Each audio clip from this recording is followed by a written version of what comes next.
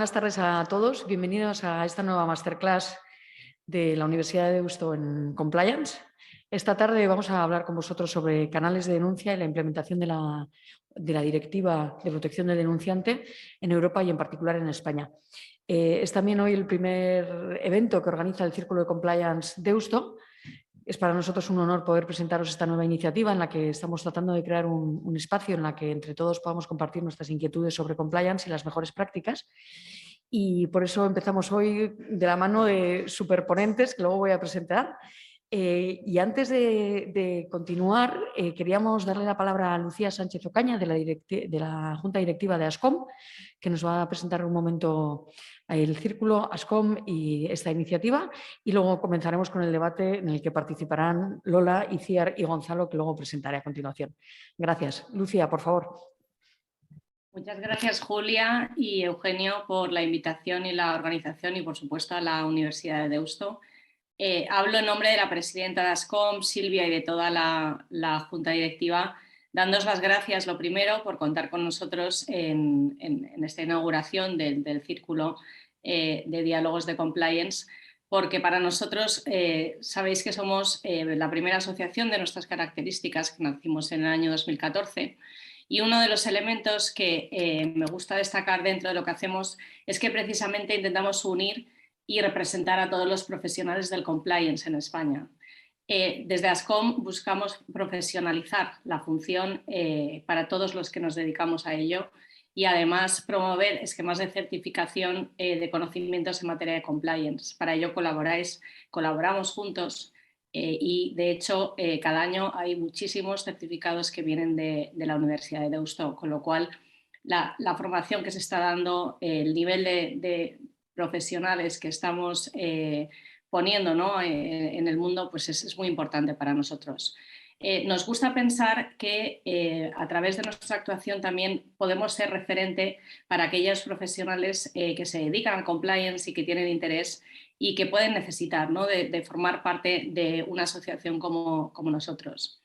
Es un trabajo que nos encanta hacer y que nos encanta compartir y que yo siempre lo digo porque para mí, antes de formar parte de la Junta Directiva, era una de las cosas que más me llamaba la atención y me gustaba de ASCOM, y es la cercanía, ¿no?, que tiene con todas las personas, la voz que le da a todo el mundo para poder participar, para poder aportar, para poder compartir experiencias y que colaboremos con la Universidad de Deusto, pues para nosotros es también un privilegio, ¿no? Es una entidad muy reconocida de la que salen grandísimos profesionales y este tipo de diálogos precisamente desde mi punto de vista lo que hacen es promover esa cultura que tanto trabajamos para que exista en nuestro país. Comentábamos un poco al principio que es verdad que en los últimos años ha evolucionado muy positivamente la función de compliance en España, pero todavía nos queda mucho recorrido, ¿no? Entonces tenemos que entender cuál es nuestro papel en ese recorrido y a través de nuestra propia experiencia poder aportar un poco a toda esta comunidad de profesionales. Es un placer para mí poder estar con grandes compañeros como son Lola, Iciar y Gonzalo, con lo cual entiendo que las experiencias que nos van a contar hoy van a aportar muchísimo valor, van a dar muchísimas ideas. El tema es de tremenda actualidad. Tenemos una directiva europea de protección al denunciante. Casi todas las empresas que ya tenían implementado un canal de denuncia se han encontrado con el reto, aunque todavía no está definido del todo, de revisar, ¿no?, y reevaluarse dentro de ese proceso de mejora continua con respecto a lo que indica la directiva. Y hay algunas otras incluso que han tenido que establecer un canal empezando desde cero. Con lo cual el tema me parece apasionante, seguro que va a ser una mesa súper entretenida, que va a haber muchísima participación y de nuevo muchísimas gracias porque ASCOM es un privilegio para nosotros poder participar en eventos como este. Muchas gracias, Julia. Muchísimas gracias, Lucía. Es un honor poder contar hoy con vosotros aquí y esperamos que en los futuros eventos también participéis de forma tan activa o más. Antes de comenzar, el espacio Círculos de Compliance nace con la idea de que todos participemos, ¿vale? Esto es algo que hemos comentado. Os vamos a enviar a todos los que estáis apuntados y habéis participado un pequeño documento en el que se reflejan, pues, el objetivo del círculo y la idea que perseguimos. y va a estar abierto a todos, es decir, que cualquiera que quiera proponer una ponencia, cualquier idea que queráis sugerir será más que bienvenida e iremos organizando sucesivos eventos. Tenemos ya un futuro evento que tendrá lugar, espero, en marzo y que terminaremos de definir, en el que también se va a hablar mucho del sector público y el sector privado, porque es algo que nos interesa bastante a muchos y creo que es algo que aquí en el norte pues, ha llamado mucho la atención en los últimos tiempos y os enviaremos también información al respecto en las próximas semanas. Y luego os animamos a que propongáis vosotros, que participéis de forma proactiva ideas para luego continuar adelante. Desde la universidad vamos a buscar también el apoyo de otras instituciones con las que ya estamos hablando, como grandes empresas e instituciones públicas, que han mostrado mucho interés en la iniciativa y esperamos daros más detalle en las próximas semanas también al respecto. Bueno, sin más, vamos a hablar ahora de lo que realmente nos ocupa hoy, que son los canales de denuncia, y para ello contamos con un excelente panel o panel. Contamos con Lola Conde, con Itziar de las Heras y con Gonzalo Susaeta. Cada uno viene de un sector completamente distinto, todos del ámbito legal, pero cada uno trabaja en una línea completamente distinta de trabajo de defensa en una organización o fuera de ella. Entonces entendemos que precisamente presentarlo así, de esta forma, pues nos va a permitir a todos aprender muchísimo desde la experiencia que ya tienen adquirida con canales de denuncias desde hace mucho tiempo. Entre ellos destacamos a Lola Conde, que es, a ver si lo digo bien, CCO, ¿no? Chief Operations Officer de Legal. ¿Perdón? Sí, Chief OO, efectivamente, perdón, de Legal del Grupo Santander. ¿Vale? Luego Lola nos va a explicar en qué consiste su trabajo, que lo va a hacer obviamente mejor que yo. Itziar de las Heras, que está en auditoría interna de compliance del Grupo Siemens Gamesa, también una entidad con mucho recorrido en compliance desde hace ya unas cuantas décadas. Y contamos también con Gonzalo, socio responsable de penal económico en Cuatro Casas y de compliance en el País Vasco, y que está ayudando a la Diputación Foral de Vizcaya en la implantación de canales de denuncia. Entonces, vamos a ver un poco distintas perspectivas y la idea es trasladarles una serie de preguntas y animar el debate. Si luego vosotros también tenéis preguntas, tanto en el chat como, por favor, a los que estamos en la sala, os animamos a que las planteéis y que tratemos de animar así esto al máximo posible. Bien, la directiva. ¿Merece la pena hacer una breve intro? Yo creo que sí, para que todos lo tengamos un poco claro y luego vamos a ir trasladando preguntas a todos. La directiva tendría que haber sido traspuesta a derecho español o a derecho nacional, porque ningún Estado miembro, por lo menos de los grandes, lo ha traspuesto hasta la fecha. En diciembre de 2021, es decir, que todos los Estados miembros, por lo menos los más importantes, vamos con un retraso ya en estos momentos de ciertos meses, y eso va a plantear algunos problemas prácticos de los que esperamos hablar luego, hasta qué punto se aplica o no se aplica directamente, etcétera, etcétera, las viejas cuestiones que aprendemos cuando estudiamos Derecho Europeo. Esta directiva implica cambios para algunas organizaciones y para otras organizaciones va a implicar menos cambios, quizás más un cambio cultural o puede ser incluso un cambio más para la sociedad por darle más relevancia a algo que ya existe en muchas organizaciones que igual no es tan conocido como un canal speak up o canal ético, como queramos llamarlo. Lo que sí implica es que tanto el sector público como privado de todos los Estados miembros van a tener que implantar un canal de denuncias a partir de determinado tamaño. Empresas de más de 50 empleados, de más de 10 millones de euros de volumen de facturación, municipios que tengan más de 10.000 habitantes, etcétera, etcétera, todos van a tener que contar con un canal. Ese canal tiene que ofrecer las garantías suficientes de confidencialidad. No habla de anonimato exactamente, pero en ocasiones te va a llevar al anonimato, prácticamente te va a llevar al anonimato. Es decir, que tienes que garantizar incluso técnicamente que esa persona está o tiene esa protección a la que se considera que a la que tiene acceso y derecho, y va a cubrir básicamente todas las áreas de posibles incumplimientos del derecho europeo. ¿Vale? Es decir, que está invitando, por ejemplo, ahora se me ocurre en el marco de los fondos Next Generation, cualquier irregularidad que se detecte en este sentido, cualquier ciudadano puede acudir al canal de denuncias o al canal Speak Up del municipio de turno y trasladar alguna queja o consulta en este sentido. Y ese municipio debería tener algo bastante desarrollado a estas alturas. Veremos dónde nos encontramos todos o hacia dónde vamos a ir. Eso por poneros un ejemplo.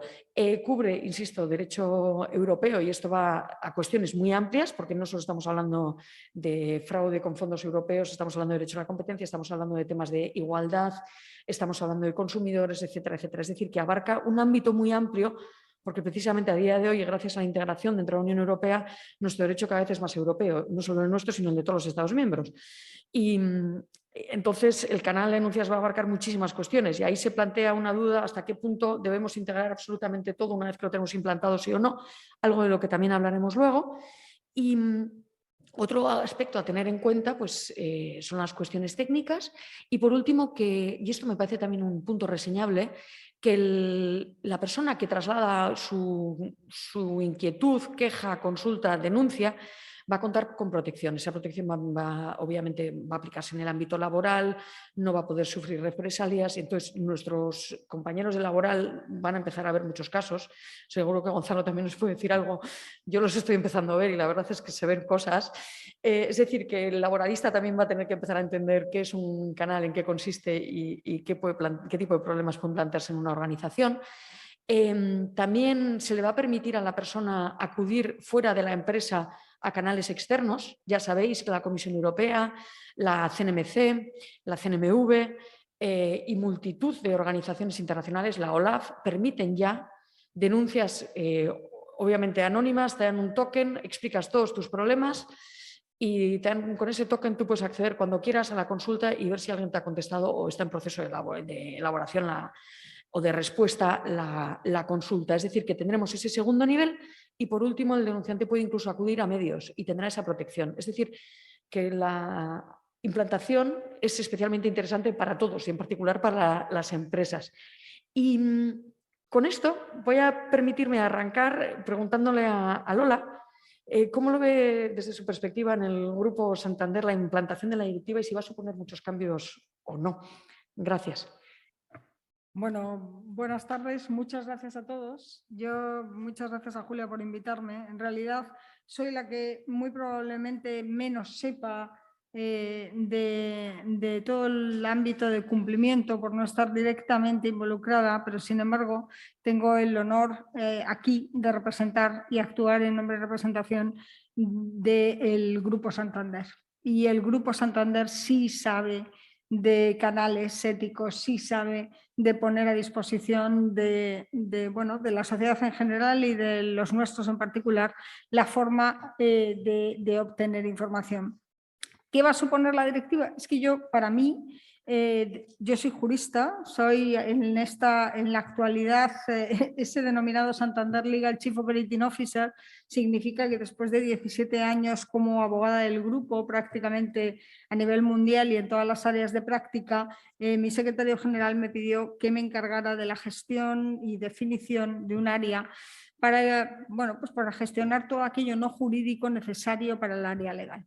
Lo que dentro de ello, pues una de las cosas que hemos hecho ha sido crear una universidad corporativa en el ámbito jurídico que le llamamos The Legal Academy by Santander, que yo tengo el gusto de dirigir porque se entiende que la formación es algo fundamental y digo jurídicamente o de aspectos legales y no solo para abogados. Por ejemplo, nuestros compañeros de compliance, nuestros compañeros de riesgos, pero también nuestros compañeros de primera línea en el negocio están muy ligados a The Legal Academy by Santander y a formarse en aspectos jurídicos. Ya eso pone en valor la función jurídica, todo el tema regulatorio y la función de las líneas de defensa. Luego Itziar nos comentará cómo se ve desde la tercera línea auditoría y estamos hablando con Ascom, con Lucía, sobre la función de compliance. Para nosotros, riesgo de cumplimiento, funciones de prevención, control,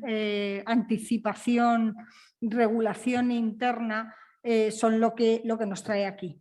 Y sinceramente, pues es muy fácil, porque tienes lo que pone el punto en el Santander es que todas estas cuestiones de las que luego hablaremos con un poco de detalle y daremos algún dato, están recogidas en el informe anual del grupo. Es decir, en las cuentas anuales. No estamos hablando de documentos internos que no son conocidos. No estamos hablando de circulares, de instrucciones que se dan de un modo civilino de lo que hay o no que hacer. No estamos hablando ni siquiera de la aplicación de una norma en vigor.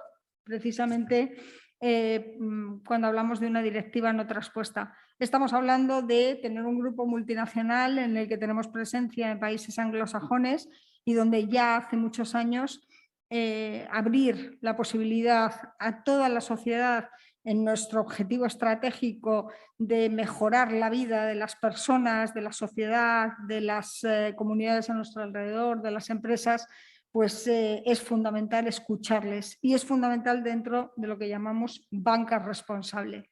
Estamos en ello, oiréis hablar mucho del Grupo Santander, ya estamos en esa línea estratégica de transformación, pero también de transformación cultural. Hacer las cosas bien es algo que aporta valor. Yo diría que ese es el primer mensaje. Hacer las cosas bien no es algo que nos evita multas, no es algo que supone simplemente cumplir para evitar una sanción, no es algo que no vaya con nosotros, es algo que va más allá, que estamos en tercera fase y que es bueno para nosotros, para la sociedad, para nuestros clientes, empleados y cualquier otro stakeholder. Poco va a cambiar, creo que intentaremos ayudar y compartir estas buenas prácticas y es lo que hacemos aquí para intentar generar pues un modo de colaboración en hacer cada vez las cosas mejor todos, porque no hay otro camino a día de hoy. Muchísimas gracias. Gonzalo, ¿cómo ves las previsiones en España para transposición de la directiva? ¿Y qué pasa si no, qué consecuencias directas tiene para empresas y para el sector público la no transposición de la directiva? ¿Qué opinas al respecto? Vale, buenas.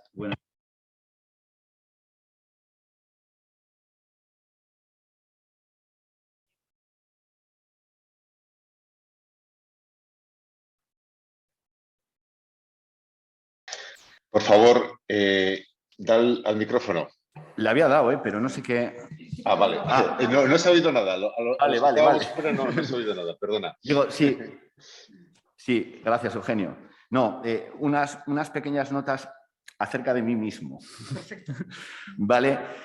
Yo creo que son interesantes desde una perspectiva de que, bueno, yo llevo haciendo el verbo entrecomillado y en cursiva, haciendo compliance desde el año 2011, ¿vale? A resultas de la reforma del Código Penal de 2010, pero muchos años antes, voy a decir X, las canas lo denotarán, llevo toda la vida litigando, haciendo penal económico y otra serie de asuntos donde he visto pues una serie de presuntos fraudes, presuntas desviaciones, malas prácticas, irregularidades, etcétera, etcétera. Unas veces como defensa, otras veces como acusación particular.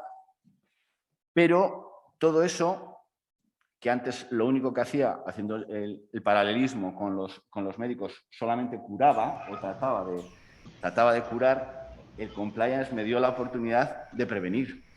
Que me gusta infinitamente más que tener que curar. Punto 1. Punto 2. Claro, he visto muchas cosas en mi vida, reales o fingidas o presuntas, o podemos ponerle todos los tipos de calificativos. Y conozco lo que de ordinario son los fallos estructurales o los fallos de organización que permiten que ciertas cosas ocurra, ¿vale? Como queremos que sea una sesión práctica y demás, voy a poner un ejemplo sacado de más que ya de mi experiencia, de mi ámbito de conocimiento. Jamás he visto que una empresa soborne, que el responsable de una empresa o el jefe de ventas de una empresa, lo que sea de una empresa, soborne a alguien con su propio dinero. No, si va a sobornar al jefe de compras de una empresa, a un concejal, a un ministro o al presidente de Guinea Ecuatorial, no va a ir a su banco, va a retirar 200.000 euros en el hipotético caso de que los tuviera, va a preparar los fajos y se los va a llevar a esa persona. No, el dinero sale de la empresa. ¿Vale? Claro, en otras épocas donde había mucho dinero negro, las que lo tenían, bueno, no era tan difícil sacar dinero negro, ¿no? Debajo del colchón donde estuviera guardado se sacaba el dinero. Hoy en día, en España, el dinero negro prácticamente ha desaparecido. El negro, no digo el sucio, que son dos conceptos totalmente distintos, ¿no? El que proviene de delitos y demás. Entonces la gente, claro, hay que sacar 200.000 euros de una empresa. Claro, esto no es tan fácil. No es tan fácil, porque existe una cosa que se llama contabilidad, existe una cosa que se llama fiscalidad, existe una cosa que se llama auditoría externa y en algunos casos auditoría interna. Entonces, claro, el que tiene el afán de cometer el delito de sobornar a un particular o de sobornar a un funcionario o a una autoridad, pues lo que piensa es decir, bueno, lo que vas a hacer es tu cuñado que tiene una empresa de albañilería va a emitir a cargo de nuestra empresa una factura y encima mato 3 pájaros de un tiro. Soborno, pero encima en mi empresa se contabiliza debidamente el gasto, que va al impuesto de sociedades y se deduce el IVA. ¿Es un ejemplo muy burdo?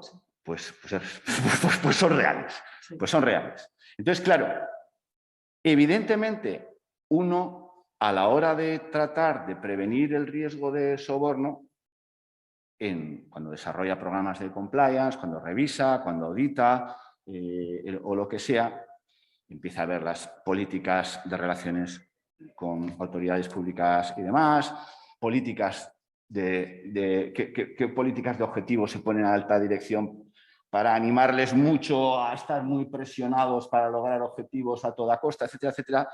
Pero lo primero que tienes que fijar son tus políticas de compras y de adjudicación, sobre todo en la empresa privada. Claro, la empresa pública solo lo tiene de serie, excepto para los contratos menores. Cuidado, cuidado. ¿Vale? Entonces, es lo primero que tienes que autorregular. Si tú tienes definida, claro, miro aquí y veo 2 superorganizaciones que lo tienen absolutamente pautado, controlado, fiscalizado por muchas fuentes. Pero la pequeña, la mediana empresa, eso no lo tiene. Y eso es una de las primeras cosas que tiene que tener. ¿Qué políticas hago para adjudicar contratos? ¿Qué voy a seguir? ¿Qué hago para homologar a mis proveedores? Algunos, las empresas técnicas, sobre todo, sí, hacemos homologación, pero homologación de criterios técnicos. ¿Qué información le pido a mi proveedor? ¿Pero cómo le voy a pedir? Que no soy sujeto obligado en materia de blanqueo de capitales. ¿Por qué le voy a pedir esto a mi proveedor? Pues tienes que pedírselo. ¿Y sabes por qué? Porque si un día ocurre algo, de verdad o no, tú lo que vas a necesitar, además de que te venga yo a defender, es tener una base documental y una base probatoria de que no, este proveedor se ha contratado por esto y por esto, tenemos todos estos datos de identificación. Lo peor que puede ocurrir, y ocurre, es que porque esas cosas ocurren, claro, lo de hoy lo conocemos, pero no, esto creo que fue hace 3 años que estaba Susana, creo, en el departamento y, oye, es que no he encontrado nada sobre este contrato. No he encontrado o el informe, un memo o lo mínimo que fuera. ¿Y quién adjudicó? Pues no lo sé. ¿Y quién validó el servicio? Pues no lo sé. Eso es horroroso. ¿Vale? Entonces, de ahí viene mi modesto expertise, ¿vale? Y lo que trato, todo lo que he aprendido en el campo procesal y lo que sigo aprendiendo y lo que voy viendo con mis propios ojos, lo proyecto desde luego a mi trabajo. Y pienso, tengo formación en todas las ISOs habidas y por haber, pero siempre pienso primero como procesalista. Y digo, ¿qué me gustaría que hiciera esta empresa a la que voy a asesorar o esta entidad pública a la que voy a asesorar? ¿Y qué me gustaría tener si un día pasa algo? Porque puede pasar, igual que uno contrata los seguros, pues un día pasa algo, ¿no? Pues lo mismo. ¿Qué me gustaría que tuviera para que yo le pudiera defender y le quitara el problema en 2 minutos? Esa es la misión. Y ahora contesto a tus preguntas, que no me he olvidado de ellas. Bueno, lo primero, la directiva se tenía que haber traspuesto a derecho nacional en diciembre del 21, como has dicho. ¿Qué consecuencias hay? Las estudiamos en la carrera. Aquí es un placer para mí, desde luego, volver a mi casa.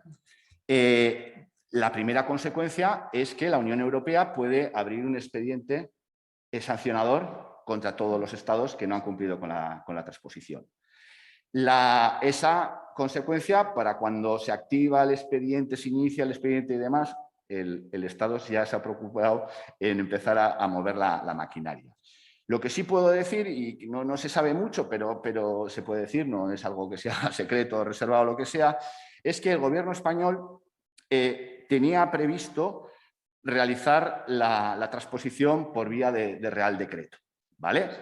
Es la moda, no solamente del Estado español, sino del Estado francés, el italiano, etcétera, etcétera, legislar, sobre todo en los tiempos de COVID, por vía de decreto. Legislan los gobiernos y los parlamentos, congresos y demás están pues, para validar, ¿no? la acción del gobierno. Cuando vieron que no llegaban a tiempo, decían, si esto a pesar de todo no llegamos a tiempo y nuestros vecinos tampoco están muy animados con el tema, pues decidieron decir, bueno, vamos a seguir el procedimiento correspondiente, ¿vale? Que es un anteproyecto que entra en el Congreso de los Diputados y de ahí pasa al Senado y se va a aprobar. Llevará un tiempo, porque habrá ese anteproyecto, podrá haber enmiendas de grupos parlamentarios, etcétera, etcétera, y en fin, pues tendremos, yo creo que el anteproyecto pues a mitad de año, y a partir de ahí, pues lo que tarde moverse y cómo prioricen las cosas. Segunda consecuencia es que cualquier ciudadano, eso sí, puede invocar la protección de la directiva ante los tribunales. ¿Vale? Esto también tiene, a mi modo de ver, no soy experto en derecho europeo, tiene también sus limitaciones, ¿vale?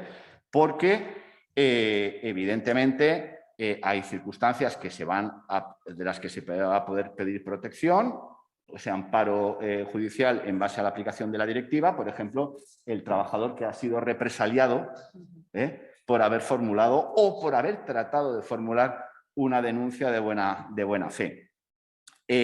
A partir de ahí, lo que sí veo son diversos escollos, ¿no?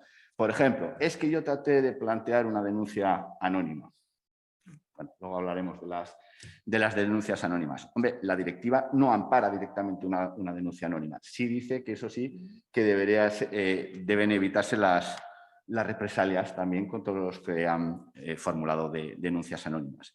En principio, y tú lo has dicho muy bien, en la directiva se centra sobre cuestiones de derecho de la Unión o que afecten a los intereses de la Unión. Sí que es verdad que en un ámbito ya tan extendido, a nivel de competencia, protección de consumidor, etcétera, etcétera, pues, en fin. Conclusión, el ciudadano que lo desee puede invocar la directiva como mecanismo de protección y amparo en los tribunales, pero a partir de ahí exigir que se creen órganos externos, canales externos, cuando no se han designado autoridades competentes y demás, pues hombre, pues no. Evidentemente también lo que tiene que hacer todo el mundo es ponerse las pilas. Y me he extendido demasiado en esta parte previa, ¿no? Desde luego, para nada. Muchísimas gracias. Muy interesante, desde luego, el planteamiento y efectivamente es uno de los grandes problemas con los que nos encontramos en estos momentos. Iciar, te quería lanzar a ti ahora una pregunta. El equilibrio, el encaje de bolillos. Tenemos muchísimos temas que se tienen que recoger dentro de un canal de denuncias a tener en cuenta, en particular los derechos del denunciante por un lado y los derechos del denunciado. Y nos gustaría pues, conocer un poco tu visión, lo que has podido ver en la empresa o cómo lo ves tú y tu perspectiva. Gonzalo lo ha planteado de una forma muy buena desde la perspectiva procesal. Y ahí este es un debate que tenemos mucho en compliance, en legal, procesal. Efectivamente, el nutricionista, el cirujano se sientan en una mesa, ¿quién decide qué? Entonces, ¿qué es mejor, tener el papel para la mejor defensa o evitar el problema? Ahí se plantean muchas cuestiones que van también unidas al avance cultural, si me lo permitís, ¿no? en todo esto. Y ahí una de las cuestiones claves es el derecho del denunciante en la práctica, ¿no? Cómo se le debe proteger o hasta dónde llega o cuáles son las obligaciones del denunciante, ¿no? Un poco plantearlo. Y el denunciado, o sea, ver un poco vuestras perspectivas in-house, cómo lo veis, después de lo que nos ha trasladado Gonzalo. ¿Cómo lo ves tú, Itziar, y luego cómo lo ves tú? Voy por este orden para ir hablando un poco. Hola, buenas tardes, muchas gracias. Bueno, yo ya sé que voy a chocar aquí con Gonzalo, seguro, ¿no? Desde mi perspectiva, lo que brinda la directiva de la que estamos comentando hoy, se brinda una protección al denunciante, y ahí es donde creo que voy a empezar a no estar tan alineada con Gonzalo, y es que yo creo que el hecho de que se brinde una serie de protección al denunciante no va en detrimento de los derechos del denunciado. Es una perspectiva personal, es una opinión personal que seguramente quizás mis compañeros quizás estén de acuerdo o no. Desde mi perspectiva, desde luego, creo que todo aquello que incentive, que motive el tener un movimiento, un número de denuncias para poder conocer cuál es la problemática que tiene cada organización, sea una entidad pública, sea una entidad privada, para mí, siempre y cuando se respeten los derechos de ambas partes, creo que es más que positivo, porque no olvidemos que al final la finalidad un poco o el espíritu de tener un canal de denuncias es que sea activo. Y si esa protección fomenta el hecho de que haya más denuncias, creo que hay que estar a ello. Insisto, el hecho de que se den una serie de derechos al denunciante, no creo que eso vaya en detrimento del denunciado. Y voy a solo dejarme un poco, porque también has hablado también el tema, y esto lo linko un poco al tema del anonimato, que igual también aquí, de nuevo con el compañero, quizás con Lola, no lo sé. Yo soy, esto es una opinión también muy personal, yo estoy muy a favor de que se favorezca el anonimato. Es decir, el hecho de que se identifique a un denunciante o que no se identifique, eso no va a quitar digamos, valor a lo que está denunciado. Entonces, para mí lo fundamental es que al final esa denuncia se tramite y se gestione como corresponda, con independencia de que haya venido de una manera anónima o no. Y creo que se puede considerar quizás como un derecho, ¿no? Esto ya es otro debate, el hecho de poder presentar una denuncia anónima. Entonces, eso es, lo lanzo ahí, porque sé que mis compañeros, ahí lo dejo, esto es mi visión personal, y creo que, bueno, de hecho, aprovecho ya para deciros que en nuestra empresa, y aunque, bueno, yo creo que la directiva lo que dice es, no es que sea obligatoria el anonimato, deja un poco la puerta abierta que los estados regulen si tiene que ser o no. Eso por un lado. Y luego por el otro, en ese sentido, nosotros tenemos en nuestra posibilidad, en el canal de denuncias que tenemos en la empresa, en Siemens Gamesa, tenemos la posibilidad de realizar las denuncias con carácter anónimo. Es decir, en eso ya se está desde siempre con esa tónica, y creo, insisto, que esto también es algo que puede llegar a amparar al denunciante si así lo considera. En cualquier momento puede dejar, si así lo decide, dejar de estar amparado en el anonimato y pasar a otro estatus. Pero bueno, creo que eso, ambas cuestiones, creo que merece la pena. Quiero decir, el hecho, yo creo que en ese sentido la directiva ha dado un paso adelante, o por lo menos reconoce o hace que donde allí no se haya reconocido, creo que es bueno, porque potencia el que se tenga que reconocer, ¿no? esos derechos y ese amparo. Vale. Muchísimas gracias. Mirad, creo que me viene fenomenal que nuestro letrado litigador haya expuesto cómo se enfrenta a este tipo de situaciones, porque también me da la oportunidad a mí de contar un poco cuál es el enfoque en el Grupo Santander. Probablemente, y lo digo desde una perspectiva jurídica incluso, creo que es importante saber, no estamos solo hablando del canal de denuncias, hablamos de derecho, hablamos de normativa, y hay un ámbito dentro del derecho mercantil, del derecho empresarial, que es el ámbito del gobierno corporativo, que nace, como todos ustedes saben, a partir de lo que llaman soft law, a partir de códigos de conducta, a partir de autorregulación. Se hace difícil imponer ciertas normas y dependiendo del grado de madurez de las organizaciones y del entendimiento de las bondades de esa autorregulación, terminamos consiguiendo que no solo no sea algo que no va con nosotros, no solo sea algo que tenemos que cumplir para evitar sanciones de tipo coercitivo o consecuencias de otra naturaleza, sino que además aporta valor a las organizaciones. Yo creo que nosotros estamos en eso y precisamente cuando nace una directiva y se publica, no esperamos a que la directiva se transponga. Vemos que es una oportunidad para mejorar aquello que tenemos.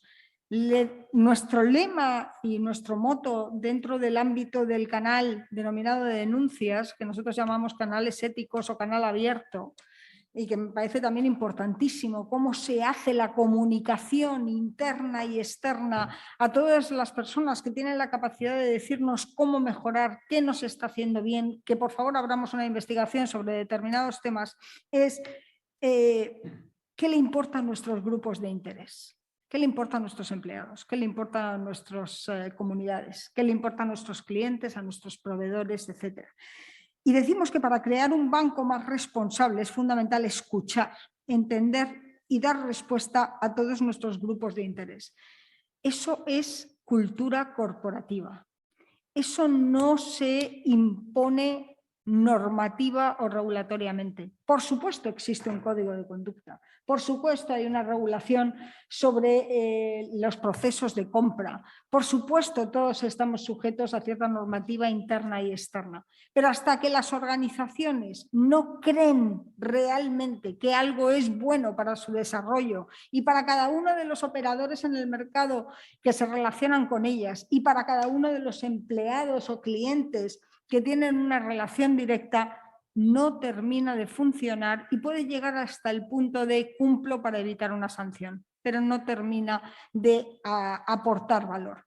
Nosotros incluimos este canal ético o estos canales éticos a nivel grupo, a nivel mundial, y les dotamos de unos términos generales porque entendemos que es algo bueno para todos. De mínimos no, de máximos. Nadie nos tiene que decir lo que tenemos que hacer para evitar una sanción, para evitar que esto no ocurra. Queremos hacerlo porque queremos saber con todas las garantías para el que nos lo cuente y con todas las garantías para aquel al que se refiera, qué no estamos haciendo correctamente, protegiendo los derechos de uno y de otro, pero protegiendo fundamentalmente a la compañía y a todos los que se relacionan con ella. Protegiendo a nuestros empleados si tienen algo que contarnos respecto al incumplimiento de alguna norma, algún código de conducta y más aún de nuestros valores corporativos. Si nuestros valores y comportamientos corporativos se están rompiendo por alguna persona dentro de la organización, eso tenemos que evitarlo, porque todos creemos que esos valores corporativos, esa cultura corporativa nos hace mejores. Entonces nuestros canales se incluyen junto a otros canales que denominamos de diálogo con los grupos de interés. Y el año 2019, en el informe anual 2020, aparecen 4.390 comunicaciones a través de este tipo de canales éticos.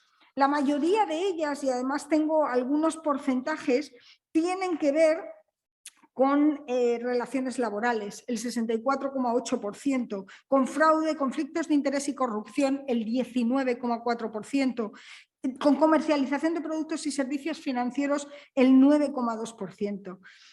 Dentro, adicionalmente, hay un 20,57% de comunicaciones que han dado lugar a un procedimiento disciplinario, de los cuales se ha concluido con el despido de alguna persona involucrada que no estaba haciendo las cosas bien, que no estaba actuando con arreglo a nuestra cultura corporativa, que no podía decir que actuaba en nombre y representación del Santander para sus clientes, para sus empleados, porque esa no es la forma en la que queremos actuar.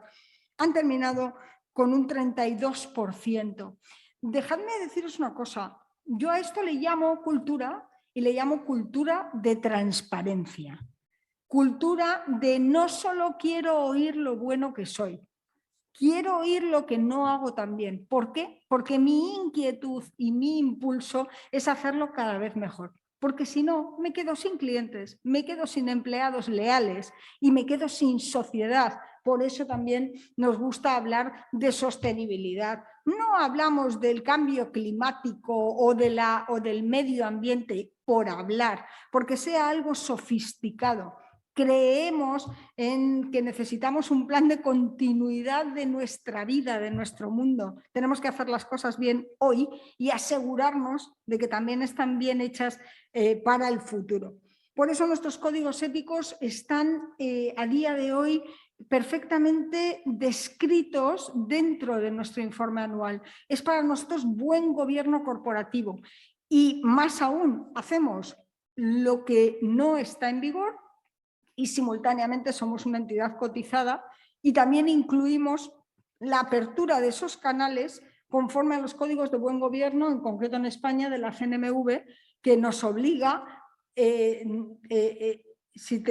cuando yo digo nos obliga, en muchas ocasiones no es una norma imperativa, pero nos obliga a estar a la altura y nos obliga a abrir esos canales no solo a nuestros empleados, no solo a nuestros clientes, sino también a los inversores, a los accionistas y al resto de los operadores del mercado. Por eso es un canal abierto, por eso uno de nuestros comportamientos corporativos es Speak Up.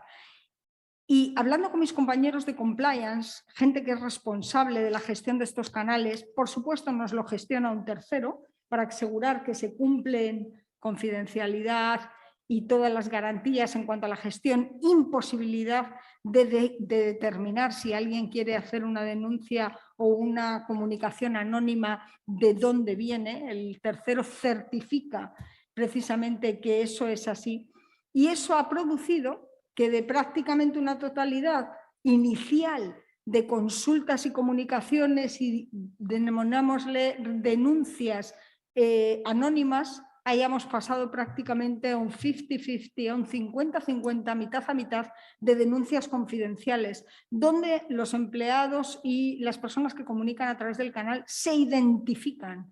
Eso para nosotros es ganar madurez en transparencia, ganar madurez en que aquí se puede decir lo que no se hace bien, porque prevalece el interés de la compañía y prevalece la cultura corporativa de hacer las cosas bien. Por tanto, de acuerdo con el enfoque, si no se hace, hay que hacerlo porque te lo pueden, pero demos un paso más. O sea, yo no estoy aquí para decir hay que cumplir porque si no va a venir la CNMV y me va a sancionar.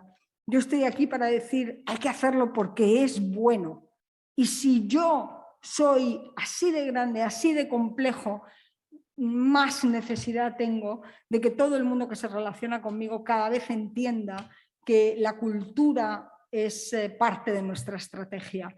El cómo hacemos las cosas. Ana Botín, la presidenta, cuando se incorporó al grupo como presidenta del Consejo de Administración, venía de Inglaterra, de ser consejera delegada en nuestro banco en Inglaterra, de Santander UK, y entró diciendo: me importa mucho el qué, me importa mucho los resultados, me importa mucho qué hacemos, cuántas operaciones hacemos, pero dejadme que os diga una cosa, casi en el mismo peso me importa el cómo. No me interesa hacer muchas transacciones con un resultado a corto plazo muy beneficioso si en 3 años sabemos que estamos haciendo eso mal vendiendo, mal informando, mal comunicando a nuestros clientes.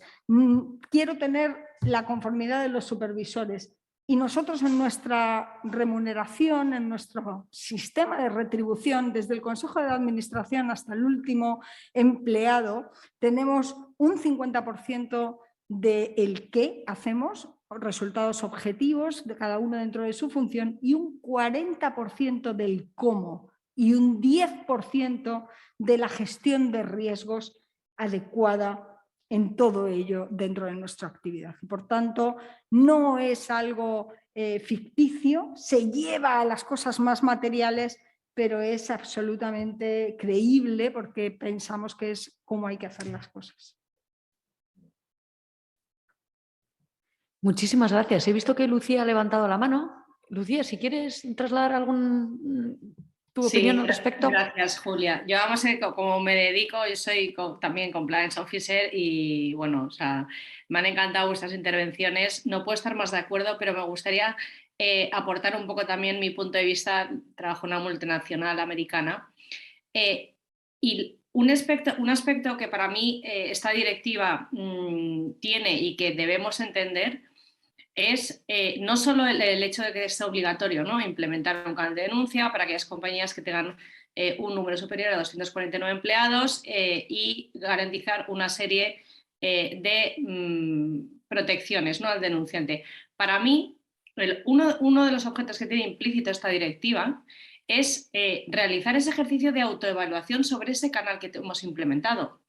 Cuando hablamos del programa de compliance, o por lo menos la visión que yo aplico, el canal de denuncias es un actor fundamental, ¿no?, en la gestión que hacemos dentro de toda la actividad que puede llevar nuestra organización, sea del tamaño que sea y se dedique a las cuestiones que se dediquen. Es una herramienta necesaria, ¿no?, que se pone a disposición dependiendo de la entidad, será interna, externa, pues dependiendo, pero es una herramienta que es muy necesaria para la función de compliance, porque ayuda. Y efectivamente, lo que comentabas, Lola, ese speak up es lo que buscamos todos. Pero nos quedamos ahí. Y realmente, para mí la clave es entender que tendremos que ser capaces de explicar, en el caso de que alguna eventualidad suceda, tendremos que poder explicar que ese canal de denuncia era eficaz, al igual que era eficaz el resto del programa de compliance que teníamos implementado. Y ahí es donde necesitamos los datos, del número de denuncias, de la categoría. Tenemos que tener un marco normativo alrededor del canal de denuncia, lo que quiere decir que no bastará con tener una política de canal de denuncia o de canal ético. Tendremos que tener un procedimiento que acredite la investigación de qué manera se va a realizar, interna o externamente. Cada organización y de manera proporcional tendrá que decidirlo, pero es verdad que tendrá que haber un marco normativo, porque no basta con tener el canal implementado.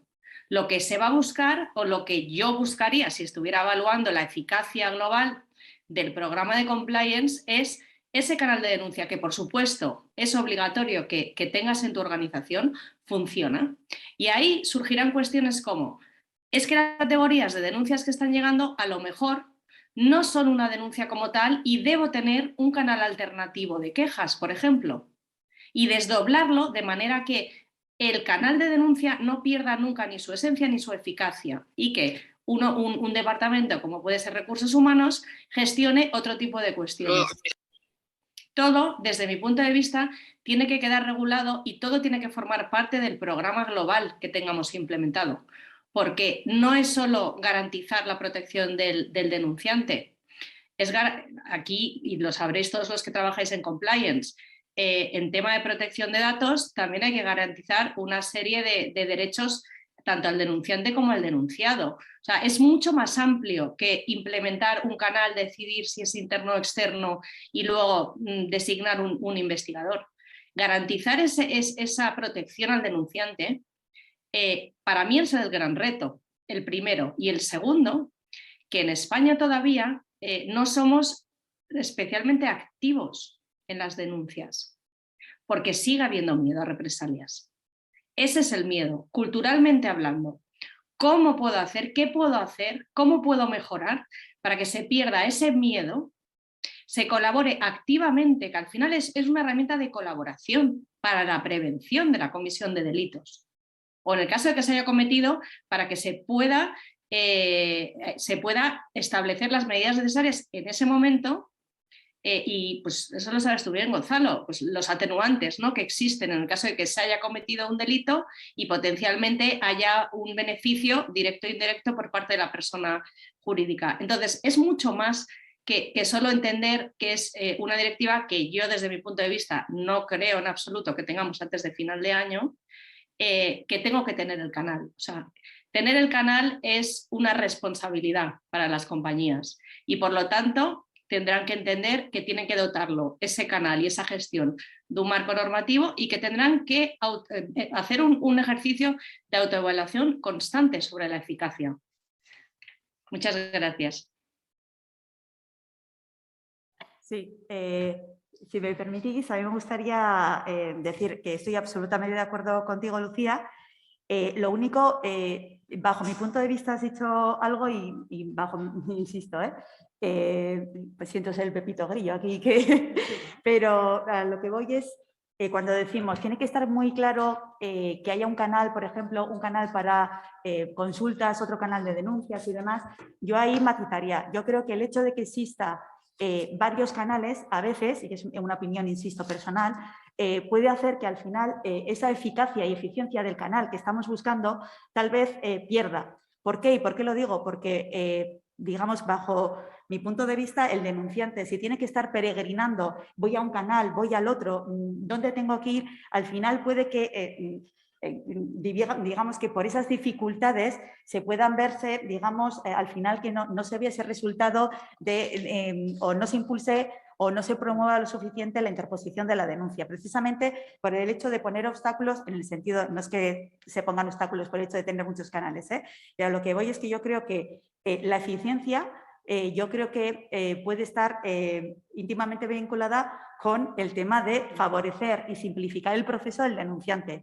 Yo creo que con un canal de denuncias o de sugerencias y con independencia de que estemos hablando de acoso, de corrupción, de los temas que sean, o incluso de conducta, o sea, perdona, de consulta, creo que el hecho de facilitar al denunciante con una sola vía a la que acudir, creo que eso beneficia, redunda al final en que el canal sea más eficiente, más eficaz, que al final yo creo que es, como tú bien decías, es lo que se va buscando, ¿no? Y de ahí que vuelvo a reiterar que el hecho de que esta directiva potencie el hecho de la protección, precisamente porque no en todas las, digamos, culturas existe esa concienciación, ¿no? de que hay que denunciar, pues creo que es positivo. Y hablo desde el punto de vista, en mi organización, no solo estamos en España, estamos en un montón de países y somos un montón de entidades. Entiendo que en el Santander pasará lo mismo. Entonces, desde ese punto de vista, insisto, creo que facilitar al denunciante,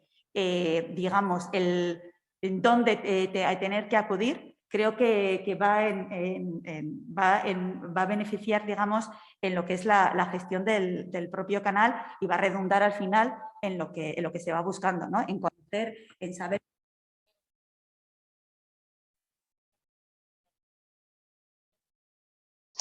Perdona, Itziar.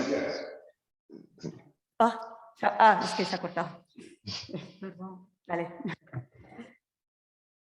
Solamente por puntualizar, estoy muy de acuerdo con lo que estaba diciendo Lucía. También entiendo la bondad de lo que dices tú. Creo que como en cualquier cuestión, yo creo que el sentido común y el buen criterio es el criterio a aplicar. Si es desde un punto de vista jurídico, el justo medio aristotélico no estaría de más, pero también un principio general, que es el principio de proporcionalidad. O sea, depende del sector en el que estés, depende del tipo de... Porque yo el canal, digamos, necesito también tener una vía específica para reclamaciones de clientes, que no han de ser anónimas ni han de ser, si queremos que sean eficaces, confidenciales. Tengo que decir, soy el cliente, esto ha salido mal y necesito que me lo subsanen o que analicen en concreto lo que estoy reclamando. Entonces, dependiendo en nuestro sector, sí que es bueno, en cierta forma, discriminar qué parte cubre un canal abierto, un canal ético, que hasta ese momento con otros canales de comunicación, con los diferentes operadores y con los diferentes sectores, no teníamos cubierto. Y claramente, con casi 5.000 comunicaciones a los canales éticos en un solo año, pues evidentemente había algo que no estaba cubierto. Y estoy segura de que en años que no sean de pandemia habrá muchos más, porque como hemos visto hay un gran porcentaje que tiene que ver con valores corporativos y relaciones laborales. Y por tanto la gestión y la relación y la presencialidad seguramente traerá otro tipo de comunicaciones, o si nos mantenemos en el remoto como forma flexible de trabajar, tendremos seguramente otro tipo de nuevas cosas a tener en cuenta para mejorar nuestros procesos, para simplificarlos, para hacer que las cosas, incluso cuando no haya un objeto de denuncia en el sentido, digamos, peyorativo de la palabra, sin embargo nos diga, oye, esto ha cambiado, se sigue actuando de esta manera o este número de personas actúan de esta manera y no funciona. Y nos permitirá revisar todo ello. Muchísimas gracias. Hemos visto la perspectiva de multinacionales que tienen canales de denuncia desde hace muchísimo tiempo y que cuentan con la cultura corporativa para que la gente se sienta cómoda dentro de lo que llamamos el conflicto constructivo, que llaman los americanos, que a mí es un término que me gusta mucho. Y ahora vamos a hablar con Gonzalo en el sector público. El sector público quizás, y más aún el sector público español, el funcionariado, la administración pública tradicional del sur de Europa, quizás conceptos como el speak up, el canal de denuncias, algo más o menos formal o informal, pues puede resultar un poco más difícil de encajar a primera vista. Obviamente la administración, con sus obligaciones de transparencia, cuenta con unas obligaciones que todos conocemos e implantadas desde hace mucho tiempo, pero sigue siendo un proceso muy, muy rígido en ocasiones, y entonces hay quizás una herramienta como un canal speak up ético o similares, pues puede resultar al principio difícil en la práctica. Y Gonzalo nos va a contar su experiencia y continuamos con él. Gracias. Pues gracias. Que conste que comparto muchísimo de lo que han dicho todas ellas y me quedo con una cuestión que traigo a colación hablando del sector público foral vizcaíno, que es del que puedo hablar. He asesorado a otras empresas públicas y entes públicos y demás, pero me voy a centrar en Vizcaya. Es la cuestión de la cultura. La cultura. Yo nunca me olvido de la obligación, pero siempre me quedo con la cultura, que es la clave. Y un gran ejemplo de cultura y de vanguardia es el que decidió iniciar la Diputación Foral de Vizcaya, a nivel de Consejo de Gobierno, evidentemente, pero luego pilotando su dirección de buen gobierno y transparencia, y que fue recibido por las 21 entidades forales de la Diputación, de distintas formas jurídicas.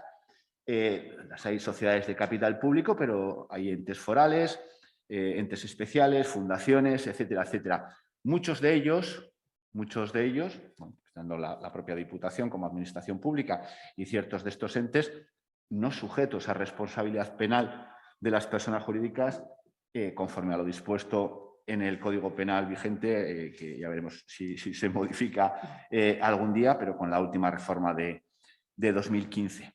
Y todas ellas iniciaron un compromiso muy importante, porque así como la Diputación, en tanto que administración pública, tiene multirregulación, podríamos decir así, un conjunto de normas propias, forales, autonómicas y estatales que le aplican, las entidades no, sí la tenían en materia de contratación pública, en materia de subvenciones, etcétera, etcétera, pero no en otros campos. Al final, el compliance, en general, es una autorregulación de la que uno se dota, ¿no? Y entonces, en las 21 entidades forales se han implantado lo primero de todo, porque a veces hablamos también de la directiva, hablamos del canal y del procedimiento y nos olvidamos de lo previo, ¿no? O sea, lo que solemos decir, lo del islote, ¿no? Primero vamos a hacer acuerdos de gobierno para decidir la implantación sobre la base de los principios y valores que ya se vienen aplicando en la organización. Vamos a designar órganos de vigilancia y control, de supervisión del modelo que se implante. Vamos a establecer un gran código ético o código de conducta que actúe como norma fundamental, que vertebre el sistema, y luego creemos el canal y creemos el procedimiento, ¿vale? Evidentemente, todas ellas tienen su canal, todas ellas tienen sus procedimientos, y en todas ellas lo que se ha buscado es un factor fundamental que lo han dicho las tres de distintas formas, pero con un eje común, que es la cuestión de la credibilidad. Tú puedes hacer papeles, tú puedes hacer lo que sea, y ya sea desde mi perspectiva o desde la perspectiva que tienen ellas o de la que sea, el papel por sí mismo no vale para nada. Se lo saben los fiscales, se lo saben los jueces, se lo sabe todo el mundo. Si no tienes un sistema vivo, no vale para nada. Si no tienes un sistema que haya impregnado y calado en la organización, no tienes nada.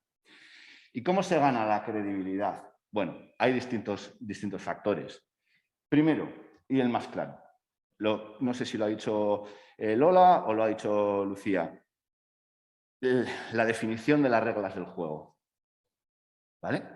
Podemos modular, yo suelo aconsejar las denuncias anónimas, como Gonzalo Susaeta, tengo mi propia opinión, viciada por lo que he visto en algunos juzgados y demás, pero como profesional, pues evidentemente no me queda otra que tirar con ella, ¿no? También, evidentemente, lo que sí vamos a hacer es pedirles a las denuncias anónimas los mismos requisitos que vamos a establecer con las denuncias no anónimas. Una base de hechos, unos principios de prueba y demás, que es lo que me pedirían a mí cuando voy a un juzgado a interponer una querella. Porque si no tengo un mínimo sustrato, esto no da pie para absolutamente nada. Entonces, que se sepan claramente las reglas del juego, que ello haya sido transmitido a la organización, que la organización haya recibido formación sobre ello, que la organización perciba el compromiso no solamente del órgano de gobierno, sino de la alta dirección. La alta dirección es la que tiene que liderar con el ejemplo y que luego que vea la efectividad del canal. Es decir, cuando se ha abierto una investigación y, como ha dicho Lola, al final ha habido un expediente disciplinario y hay diversas sanciones en el derecho laboral, pero una de ellas es el despido. Si hay despidos, eso contribuye también a reforzar esa cultura. Al final, todo tu programa de cumplimiento lo vas a basar, también puedes hacer encuestas, puedes hacer controles aleatorios para medir la eficacia de tu sistema, diversas auditorías externas, internas, etcétera, etcétera. Pero el canal o los canales, podemos hablar de eso, en definitiva te van a marcar si tu sistema ha calado en la organización, y no solo me refiero a las denuncias, también lo ha dicho Lola. Por ejemplo, al nivel de Itziar, perdón, a nivel de las consultas, que a mí es lo que más me encanta. Cuantas más consultas haga la gente, más transparencia. Cuanto más transparencia, más alejas la posible irregularidad de tu esfera. Me han invitado a dar una conferencia fenomenal, pero es que curiosamente me han invitado para darla en la República Dominicana, en un resort, con todos los gastos pagados, y me puedo llevar además a dos amigos. Por lo menos lo consulto. Si el que consulta, el que es transparente, el que deja señal de que no tiene nada que ocultar y que hay cosas, he puesto un ejemplo muy burdo, pero hay cosas que se transmiten. Cuanto más consultas, más se enriquece y se retroalimenta el propio sistema.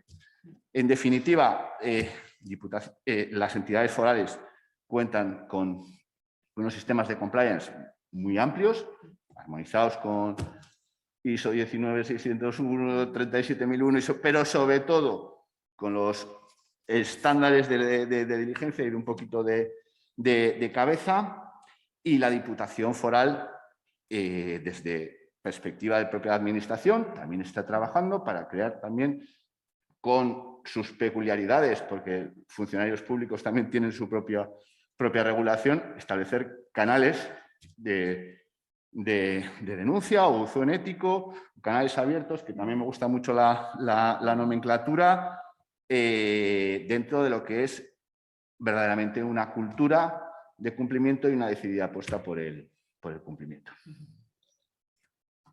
Muchísimas gracias, Gonzalo. Iciar, para ir acabando con esta ronda inicial y luego trasladar a preguntas, que tenemos ya algunas preguntas en el chat que voy a pasar luego. Hay una cuestión que ya ha salido a lo largo del debate, pero que nos gustaría resaltar un poco más, en la que creo que tú tienes muchísima información y encaja con lo que ha dicho antes Lola y ahora mismo Gonzalo. Los canales de denuncia, hemos llegado a la conclusión, o los podemos concluir que aportan valor añadido a la organización, o se puede aportar mucho valor añadido, y además ese valor añadido es medible, es decir, que allá hay mucha información y datos que nos pueden servir para muchísimas cosas, y nos gustaría conocer tu opinión al respecto. Sí. Espera.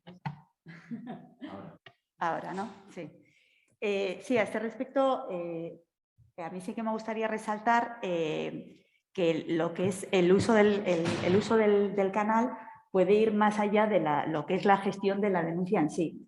Lo que quiero decir es que, bajo mi punto de vista, la información del canal se puede utilizar, es muy valiosa para la organización en general, no solo para compliance en particular. Y a este respecto, nosotros, pongo el ejemplo de Siemens Gamesa, es el que conozco, ¿no?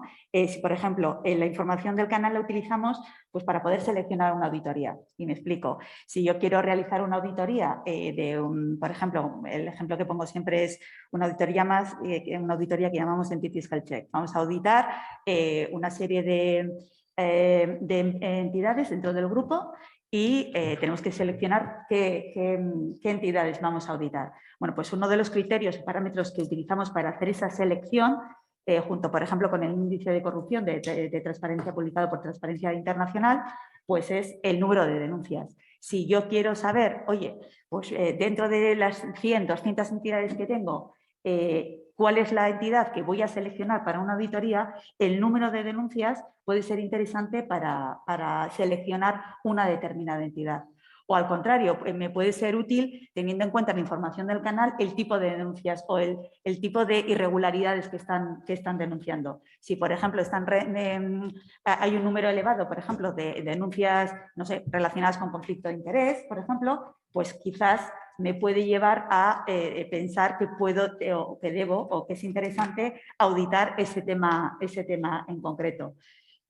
Como os digo, a mí el mensaje que me gustaría dar es que la información del canal se puede gestionar de tal manera que no solo se quede en la gestión de la denuncia, que evidentemente es la función principal, ¿no? Pero que hay que intentar sacar el máximo partido a lo que es el canal, pues para el resto de la organización, ¿no? Y en ese sentido, incluso, en mi opinión, como os digo, incluso los propios departamentos de compliance la pueden utilizar analizando analizando esa información, pueden identificar, por ejemplo, necesidades de formación. Como os decía, por ejemplo, utilizando, pues si ven que hay un incremento específico de las denuncias, por ejemplo, por temas de conflictos de interés, quizás puedan identificar una necesidad de formación en esa materia. O incluso puede dar lugar a una modificación de la regulación interna sobre ese tema específico. A lo que voy es que la propia información del canal, insisto, es muy valiosa y que no debemos de desperdiciar esa información porque puede llegar a dar, ¿no?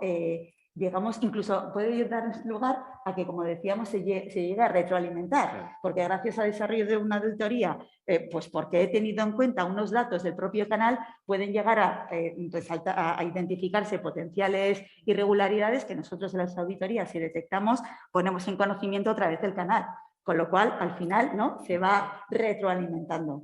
Y eso me parece que es un mensaje importante, que seguro que en el resto de organizaciones lo hace, pero me parece que es interesante, ¿no? El hecho de una gestión eficaz del canal, el exprimir al máximo, no solo lo que es, insisto, la tramitación de la denuncia, que es la esencia, digamos, del canal, pero no desperdiciemos toda esa valiosa información del mismo. Y esto, sí que lo último, pero sí que me gustaría resaltar que esto se hace sin vulnerar ningún derecho de la confidencialidad. Yo, para poder seleccionar una entidad en concreto a auditar, para saber el número de denuncias, no tengo por qué saber quién ha interpuesto la denuncia ni qué sea, se hace de un modo muy aséptico, por así decirlo, ¿no? Sin más. Creo que eso es importante. Lola. Hablando de retroalimentación, hablábamos antes de la información en los mercados. En gobierno corporativo se ha demostrado, a día de hoy tú no puedes estar cotizando en un mercado, por ejemplo, secundario como el de Nueva York, si no tienes y cumples determinadas normas de gobierno corporativo a un máximo nivel. Tienes que tener consejeros independientes. No, o sea, no es algo ya que tú tengas que tener porque te lo diga una norma. Es que los inversores, es decir, esos señores que van a creer en tu compañía y van a darle el capital que necesita para poder realizar su estrategia y su negocio en los próximos años y darle solidez y un valor para los accionistas y potenciales dividendos, etcétera, esos señores te exigen ya que cumplas en los mercados cotizados con una serie de normas de gobierno corporativo. Y si no las cumples, te pueden suspender la cotización en determinados mercados. Cuando hablamos de retroalimentar, esto pasa también, es decir, con el tema de otros datos. Se dice que en gobierno corporativo el tener ese tipo de normas, aunque no sean mandatorias, aunque no sean obligatorias incluso, se dice que greases the wheels. Lo que hace es engrasar la maquinaria. Como tengo que decírselo al mercado, estoy un poco más impulsado a que eso se haga, a que se haga bien, a que se vea el resultado, a que la gestión sea eficiente y, por tanto, como decía, proporcionalidad. Lógicamente también el riesgo de los inversores a nivel internacional en mercados cotizados es mayor y, por tanto, debemos asegurar su protección y la protección del mercado en general, facilitándoles toda esa información y que hagan su inversión de forma segura. Pero pasa a todos los niveles, en todo tipo de compañías, en todo tamaño, pública o privada. Mejora las cosas. Entonces, hacer las cosas bien, como estábamos diciendo, puede tener algunos aspectos, burocráticos, puede tener algunos aspectos, pues que rocen con la inversión incluso, que suponga un coste, pero compensa. Compensa porque hace que hagamos las cosas mejor y que la sociedad nos vea mucho mejor e invierta y continúe confiando. Solo una cuña. En compliance no hay gasto, es inversión. Esa es mi opinión y lo tengo clarísimo. O sea, son muchísimas más ventajas que la que implique el coste de tiempo, de dedicación de personal interno, de asesores externos o de lo que sea, beneficios no solo desde la perspectiva con la que he iniciado, ¿no? Procesal, que no es moco de pavo, no son para descuidar, sino también de mejora de gestión, de confianza, de la confianza que vas a proyectar sobre tu plantilla, pero también sobre tus stakeholders, ¿no? Sobre tus externos, sobre tus proveedores, sobre tus clientes, sobre las administraciones, etcétera, etcétera. Más era solo ese apunte. Si me permitís solamente una cosa adicional que no quiero que se me vaya, el role model. Hablábamos de los órganos de administración, hablábamos de la alta dirección, hablábamos de credibilidad. Es esencial hacer lo que uno dice. Y cuando eso cuaja y cuando eso se filtra a toda la organización, entonces la compañía actúa de ese modo. Muchísimas gracias. Tenemos un par de preguntas en el chat y no sé si tenemos alguna en el foro. Si, con tu permiso, empiezo con las del chat y luego sigo con la tuya. Iñaki Lorenzo, desde Chile, exalumno de esta casa, si no me equivoco, Iñaki, me corriges, que hemos hablado hace poco, nos plantea una pregunta muy interesante en relación con la investigación de las denuncias o de las comunicaciones o de los traslados e inquietudes que pueda plantear alguna persona que busque la protección. ¿La persona que lleva a cabo la investigación tiene que ser independiente y un experto? La directiva nos da un par de pinceladas al respecto y esto es algo que puede resultar para algunas organizaciones como las que están aquí presentes el día a día y muy fácil llamar a su despacho de siempre, que gestiona desde el minuto 1. Además, yo lo he tenido, lo he visto y he tenido la ocasión de hacerlo en ámbito profesional en varias ocasiones, trabajar en este sentido, que trabajas directamente con el despacho que gestiona el canal de denuncias desde el minuto 1. Una gestión excelente porque tienen ahí un team de abogados, además un equipo transnacional que domina todas las jurisdicciones y te solucionan el problema, o en cualquier caso se lo solucionan a la empresa. Es decir, que tenemos una gestión fenomenal, podemos hablar de experto, podemos hablar de independencia porque es un despacho, etcétera, etcétera. Pero claro, esto en un municipio de 10.000 habitantes, ¿no? Más o menos con la geografía que tenemos aquí en el País Vasco, por poner un ejemplo, ya empieza a complicarse el asunto, ¿no? Entonces puede ser un problema en la práctica, y esto es lo que nos pregunta Iñaki, un poco cómo debería ser este rol, qué opináis al respecto los distintos... Yo iba a decir que es un problema en Siena en que el alcalde es al final el que también gestiona el Consejo de Administración de la Fundación del Monte Ipache, ¿no? O sea, yo creo que hay un punto que no hemos hablado, que todos los juristas entendemos, que en compliance estamos continuamente, no vamos a hacer nada bien si no manejamos también los conflictos de interés. O sea, tenemos que tener políticas de evitar conflicto de interés y hay diferentes herramientas, técnicas, formas para hacerlo. Tienen que ser proporcionales, pero yo creo que todos intuimos cuando hay un conflicto de interés. Entonces, bueno, los que sean intuitivos para los pequeños y llegando a los que incluso sean difíciles de detectar, controlados en los mayores. Si me permitís, por mi parte, dos cosas, pero ya las has definido tú muy bien. Vuelvo también a algo que hemos dicho antes, ¿no? Y en particular con lo que decía de las entidades forales. Reglas del juego muy claras, y eso se tiene que aplicar siempre. Procedimientos definidos con si pasa esto, pasa A, pasa B, pasa C, esto se admite, esto no se admite, esto da lugar, una instrucción y luego un traslado a un órgano decisorio, ¿no? O en su caso, apertura de expediente disciplinario o lo que corresponda. Nosotros, bueno, las entidades forales lo tienen así, pero lo tienen también muchos de nuestros clientes privados. Lo que establecemos como un compromiso de la dirección, la dotación de medios al órgano de vigilancia, al comité de cumplimiento, al compliance officer, como se le haya denominado, para que descuelguen el teléfono y llamen al despacho de abogados para que les ayuden con la investigación, porque hay ciertas cosas que van a ser muy complejas. Pero estos son reglas de juego. El despacho de abogados ayudará a gestionar a cosas que además es que a veces son muy útiles, ¿no?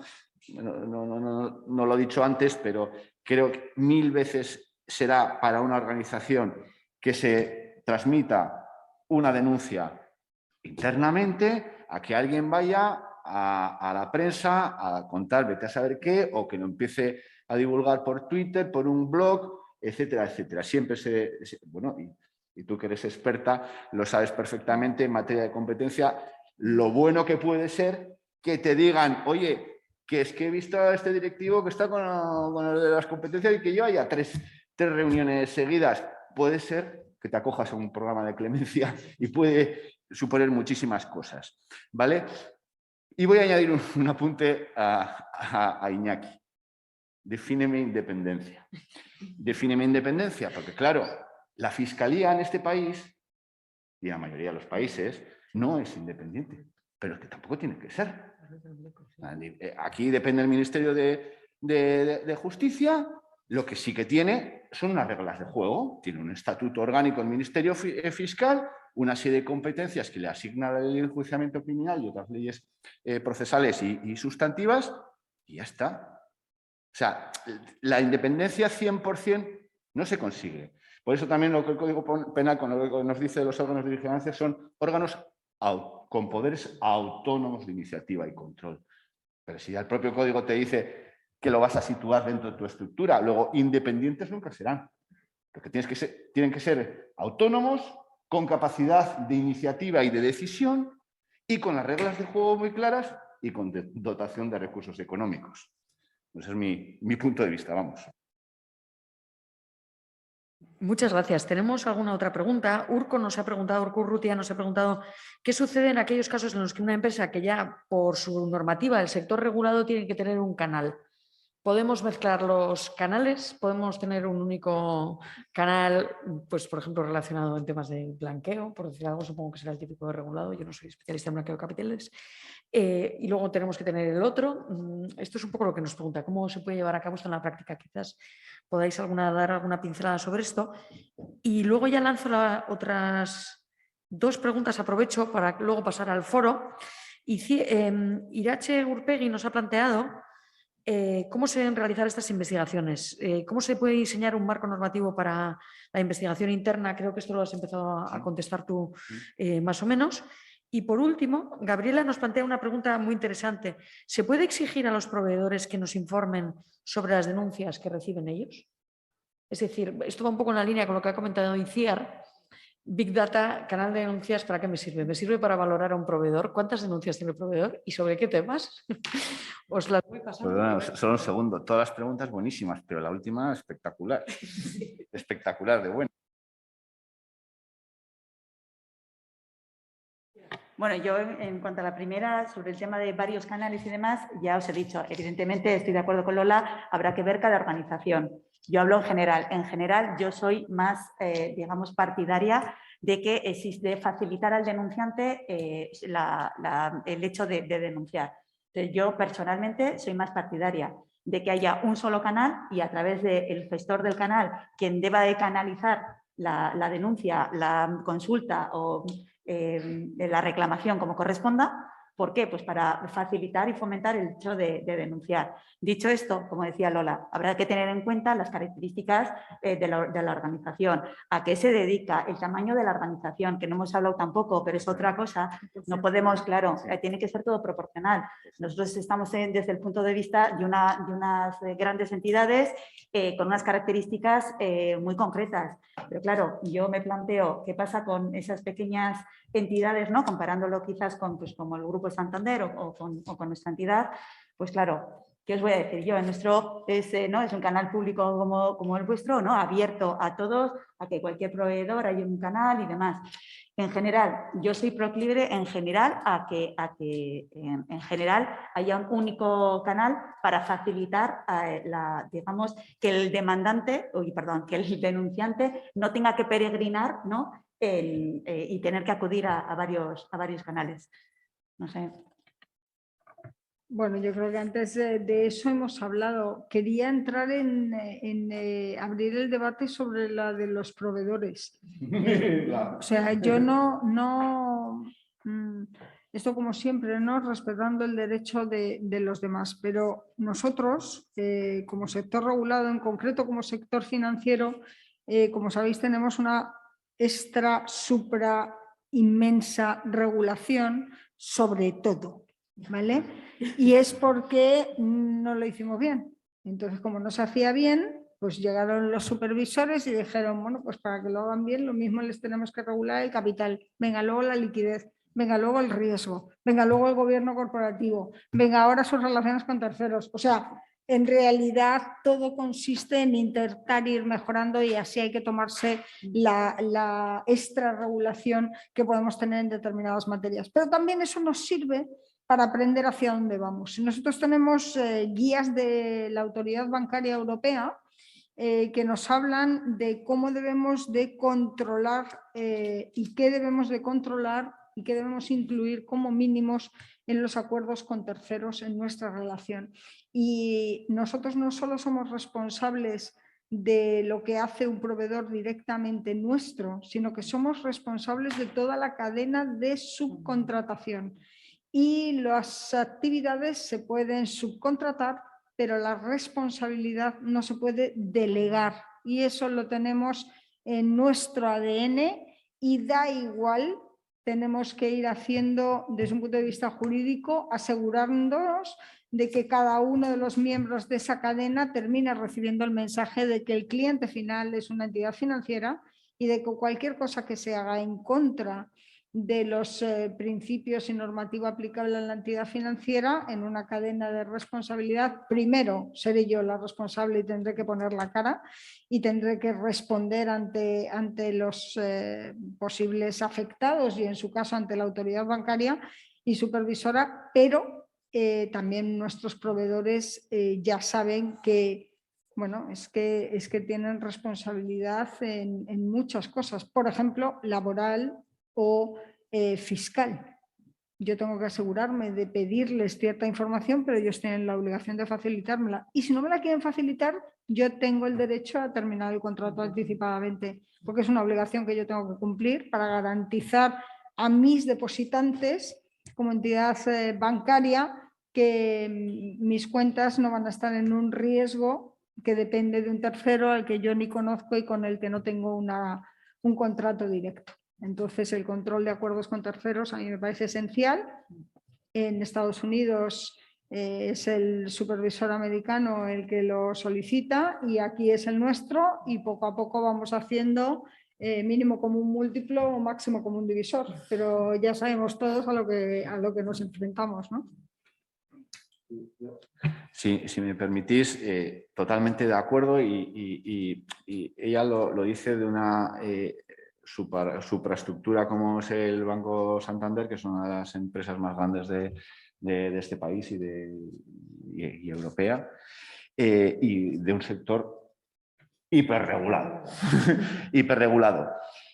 Pero voy a bajar a las medianas empresas, que mucha gente de medianas empresas nos pueden escuchar. Y algo que es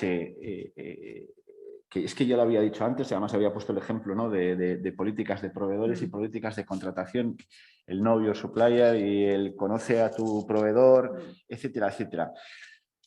Yo lo mismo que me pongo a hablar en lenguaje técnico, soy muy de lenguaje de la calle y soy muy refranero. Y yo hay un refrán o un dicho que me encanta, que es: prefiero ponerme un día rojo que vivir mil amarillo o 1000 colorado. Porque muchos clientes me dicen: ¿cómo voy a pedirle esto a mis proveedores? ¿Cómo le voy a pedir esta documentación? Y digo, oye, precisamente, cuando vas al Banco Santander y te piden toda esta documentación, o cuando te piden, oye, has recibido una transferencia desde las Islas Caimán, ¿me puedes justificar si esto obedece a una relación, o sea, tenéis relaciones comerciales allí o lo que sea, y tú le das esa información, empieza a inculcarte la cultura y transmítela a tus responsables y demás, de que hay ciertas cosas que tenemos que pedir a los proveedores. Impepinablemente. Y además, lo acaba de decir perfectamente Lola, que al final es que les estás contratando tú. Y lo mismo que de repente, oye, yo, pues, por ejemplo, todas las empresas, incluso las pequeñas constructoras y demás, cuando ya siempre, claro, a base de palos que se fueron llevando, ya empezaron a pedirle, no, me vas a dar un certificado de que estás al corriente en tus obligaciones tributarias y de seguridad social. Ah, por cierto, y los TCs para saber que estás pagando a tus trabajadores. Y además te lo vas a hacer también a tus subcontratistas, porque como ha definido perfectamente, la responsabilidad no se delega. Van aprendiendo mucha gente a base de golpes. Bueno, pues trata de hacer las cosas antes de que te lleven los golpes. Sobre la pregunta, es muy recomendable, y por ejemplo, las entidades forales se va a hacer por vía de pliegos de contratación un elemento muy favorable a la hora de valorar a tus proveedores, que cuenten con un sistema de cumplimiento. Es que me dicen muchísimo. Si no hace falta que estén certificados no, que muestre que tienen una estructura, que tienen un comité de cumplimiento, un compliance officer, que tiene un código, que tiene unas políticas aprobadas. Me van a transmitir mayor tranquilidad. Y me puedo jugar también. Pero es que estamos eliminando un montón de riesgos de un plumazo, de algo muy, muy sencillo. En fin, esa es mi visión, y no sé si nos habíamos dejado alguna pregunta de las del foro. Creo que Pilar tenía una pregunta. ¿Quieres un micrófono? Sí, espera.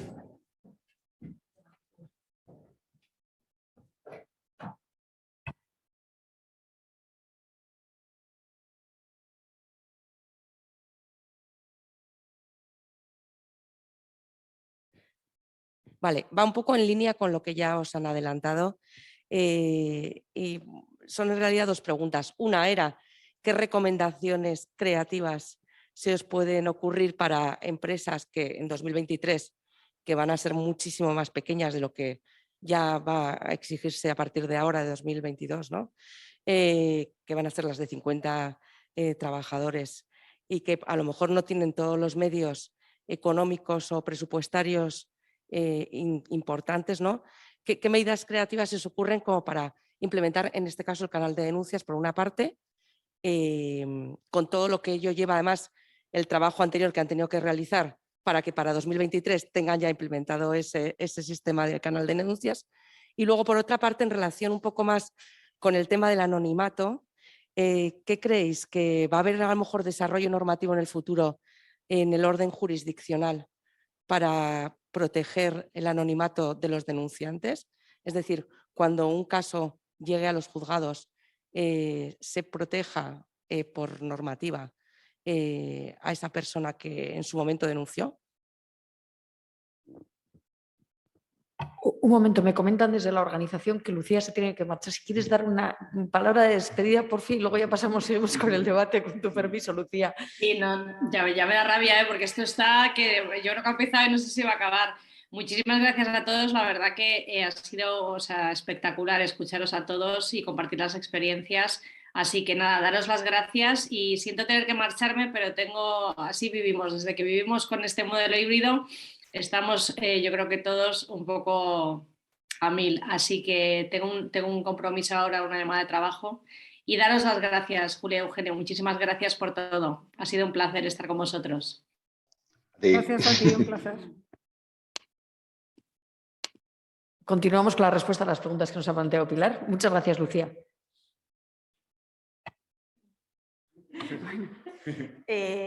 Lo que comentabas, ¿no? Un poco cuáles serían las recomendaciones en empresas, ¿no? de un tamaño más reducido.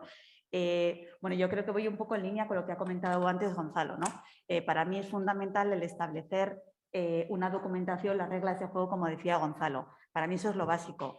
Luego que el canal se establezca pues, con un email directamente, que decir, nosotros por ejemplo tenemos un sistema de protección, una tool específica de IT con un, bueno, ¿no? es segurísima, pero yo entiendo que lo que decíamos antes, hay que tener un poco en cuenta el tamaño. Yo creo que no solo lo tenemos que tener en cuenta las empresas, sino también en un momento dado el propio legislador, ¿no? Habrá que tener en cuenta el tamaño y características de la empresa. Pero yo creo que para comenzar, para mí es fundamental, uno, la documentación, las reglas del juego. Dos, se puede establecer, yo creo, que simplemente con un email, es verdad que con ciertas garantías y demás. Me parece fundamental también a través de la página web el poder publicar, ¿no? Cuáles son las reglas de juego y demás y dar a conocer. Luego ya el hecho de que sea anónimo, que no sea anónimo y demás, ahí de momento estamos esperando a ver cuál es la transposición, pero para mí me parece fundamental esto y también como recomendación el tema de las formaciones, ¿no? Creo que cualquier empresa pequeñita esto lo puede llegar a implementar de una manera fácil y creo que como mínimo sí que para ir empezando creo que son como unas pausas muy, muy básicas y creo que de fácil acceso a la mayoría de las organizaciones. Hoy día raro es que no haya una página web, que no contemos con un email y demás, ¿no? Creo que con esto, no sé, así digamos a bote pronto es lo que yo podría decir, ¿no? Las recomendaciones. Yo solamente añadiría el tema de cultura. El training, la formación. El dueño, director general o fundador de la compañía comunicando esto es para esto y esta es la forma en que quiero que funcione. De arriba a abajo, campaña de comunicación de los objetivos. El marketing nos ha dicho que según cómo llamemos a las cosas, son así percibidas. Busquemos una forma de comunicación con la dirección. Canal abierto, como lo llamamos nosotros, ¿no? Transparencia, canal de transparencia, llámale algo bueno para que el que use ese canal no sienta miedo de utilizarlo, no sienta que el utilizarlo va a ser algo malo. Intentemos cumplir con la normativa del anonimato, pero no protejamos a quien denuncia sin ese principio de prueba. La denuncia falsa también es delito. La denuncia falsa es delito y en chicos jóvenes que han denunciado que les han robado el móvil y que se ha demostrado que no se lo habían robado, sino que lo habían perdido y eran incapaces de decírselo a sus padres porque les había costado un iPhone un montón de dinero y en una copa de más habían perdido el iPhone, hacían denuncias falsas y los seguros se cansaron de denuncias falsas. Y a partir de ese momento, chicos jóvenes han tenido durante 2 años antecedentes penales por haber hecho una denuncia falsa por un móvil. Normalicemos hacerlo bien. Fuera la cultura de que es normal, lo hace todo el mundo, hacerlo mal. Normalicemos hacerlo bien. Cuando todos intentemos hacerlo bien y sea normal que cuando alguien lo haga mal se diga, oye, esta persona lo está haciendo incorrecto, oye, voy a decirle a mi jefe, es que no necesitaríamos. Yo creo que el final es, no es necesario un canal de denuncias, no es necesario un canal confidencial. Puedo hablar con mi jefe, puedo hablar con el jefe de mi jefe, o puedo hablar con la organización, en organizaciones más pequeñas, y no se van a tomar represalias. Lo que se va a hacer es intentar dar solución a esas irregularidades que a veces no tienen intencionalidad. El dolo es necesario cuando se habla de denuncia, cuando se habla de delito. Tenemos también que mirar el caso a caso. No criminalicemos ni a todo el que hace algo irregularmente o incorrectamente, ni al que denuncia, comenta o comunica que algo no se está haciendo bien. Pongámosles en común. Hagamos las cosas bien porque creemos que hay que hacerlas bien. Y hay gente que se equivoca, y hay gente que es un mal jefe, y hay gente que no cumple con los comportamientos de una organización y no lo hace aposta. Se cree que es bueno. Se cree que es el mejor jefe y es así como hay que hablar a los empleados. Le educaron así. Formémosle, ayudémosle, pongámosle personas que ayuden a que entienda que la cultura de la organización no admite eso. Ese tipo de cosas, yo creo. Una conversación con un dueño de una empresa, vamos, eso te arregla cualquier cosa para cambiar un determinado comportamiento. Yo, por completar, totalmente de acuerdo con lo que han dicho. Claro, empresas pequeñas habrá cuestiones que van a tener que externalizar.